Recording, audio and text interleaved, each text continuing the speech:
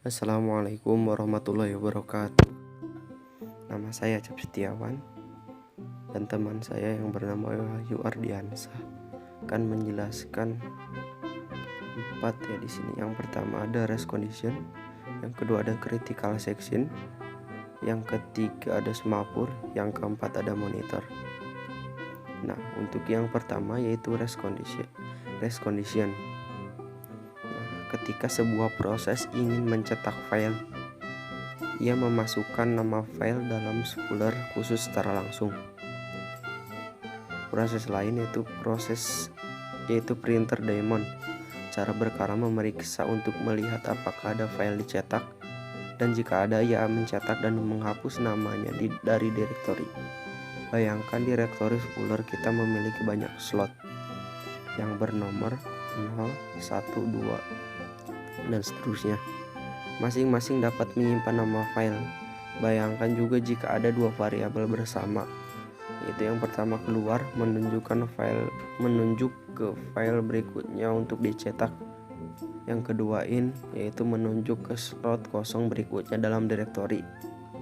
Slot 0 hingga 3 file sudah dicetak. Slot 4 hingga 6 nama file yang harus dicetak. Sekarang masalah utamanya datang, yaitu proses A membaca dan menyimpan nilai 7 dalam variabel lokal yang disebut slot bebas berikutnya. Saat ini terjadi interupsi jam dan CPU memutuskan bahwa proses A telah berjalan cukup lama. Ia beralih ke proses B. Proses B juga membaca dan juga mendapat 7. Jadi ia menyimpan nama di slot 7 dan memperbaruinya menjadi 8. Kemudian mati dan melakukan hal-hal lain. Akhirnya proses A sekali lagi dimulai dari tempat kiri terakhir kali. Itu terlihat slot gratis berikutnya, menemukan A7 di sana dan menulis nama file 7 di slot 7, menghapus nama dan nama yang proses B ditaruh di sana. Kemudian ia menghitung next free slot 1 yaitu 8 dan di set ke 8 direktori spooler sekarang konsisten secara internal. Jadi daemon printer tidak akan melihat ada yang salah, tetapi proses B tidak akan pernah menerima output apapun. Yang kedua itu kita akan menjelaskan tentang critical sectionnya. Di sini kita melihat ada entry section, critical section, exit section, remainder section. Entry section yaitu untuk memasukkan kode ke bagian kritis. Suatu proses harus meminta izin. Kode bagian entry mengimplementasikan permintaan ini. Critical section ini adalah segmen kode tempat proses mengubah variabel umum, memperbarui tabel, menulis ke file, dan sebagainya. Ketika satu proses sedang dijalankan di bagian kritisnya, tidak ada proses lain yang diizinkan untuk dijalankan di bagian kritisnya. Exit section, setelah bagian kritis dijalankan, ini diikuti dengan kode bagian keluar yang menandai akhir dari kode bagian kritis. Remainder section yaitu kode proses yang tersisa dikenal sebagai bagian yang tersisa. Contoh efek negatif. Nah, yang ketiga ada semapur.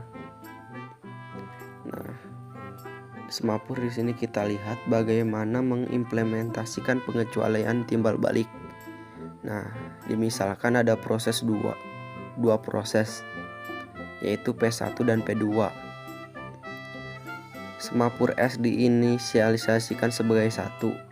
Sekarang jika kita misalkan P1 masuk di bagian kritisnya, maka nilai semapur S menjadi 0. Sekarang jika P2 ingin masuk ke bagian kritisnya, maka akan menunggu sampai S lebih dari 0. Nah, ini hanya dapat terjadi jika P1 menyelesaikan bagian kritisnya dan memanggil operasi 5 pada semapur S. Dengan cara ini tercapainya saling pengecualian. Nah, di sini yang terakhir yaitu monitor.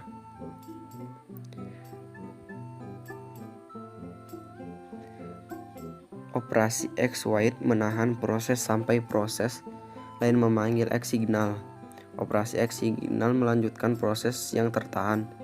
Jika tidak ada proses yang tertahan, operasi ini tidak mempunyai pengaruh apa-apa.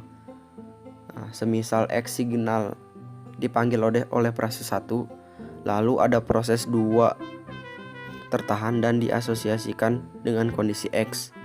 Jelasnya, jika proses 2 yang tertahan diizinkan untuk melanjutkan eksekusinya, pesinyal proses P harus menunggu. Jika tidak, kedua P dan Q akan aktif secara simultan melalui monitor. Nah, di sini ada dua kemungkinan yang terjadi, yaitu proses 1 menunggu sampai proses 2 meninggalkan monitor atau menunggu untuk kondisi lain. Untuk proses 2 menunggu sampai meninggalkan monitor atau menunggu untuk kondisi lain.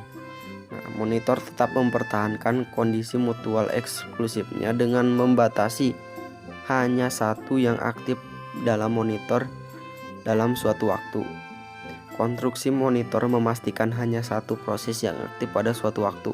Akan tetapi, konstruksi monitor tidak benar-benar powerful untuk modelisasi sebuah nama skema synchronization, sehingga perlu ditambahkan mekanisme sinkronisasi tambahan. Mekanisme ini disediakan oleh konstruksi kondisional. Nah, mungkin hanya itu yang dapat saya jelaskan atau sampaikan. Kurang dan lebihnya mohon maaf. Wassalamualaikum warahmatullahi wabarakatuh.